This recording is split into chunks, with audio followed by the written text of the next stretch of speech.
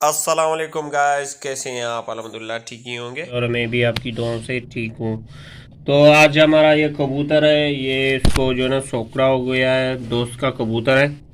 तो उसने मुझे बुलाया, मेरा कबूतर बीमार है, उसको जो है ना सोकड़ा हो गया है और डेंट भी हो गया है, तो इसका इलाज करेंगे हम।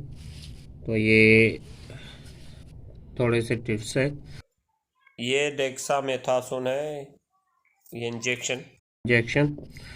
तो ये 5 की पेंसिलिन है और ये नीरोबेन है और ये एक डेकाडोन है। ये मिक्स करेंगे हम इस 5 cc सिरिंज से।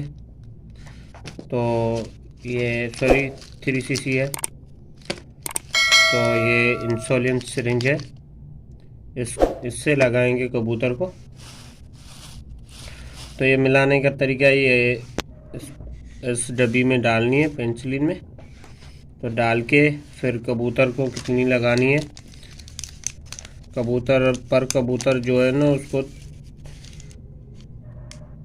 3 पॉइंट लगाना है। ये 3 पॉइंट इधर लगाना है कबूतर को, ऐसे। ये सिरिंज है, तो ये 3 पॉइंट इतना हो गया 3 पॉइंट एक कबूतर को देना है। इंशाल्लाह कबूतर जो है ना 3 दिनों में तैयार हो जाएगा, अल्लाह ने चाहा तो।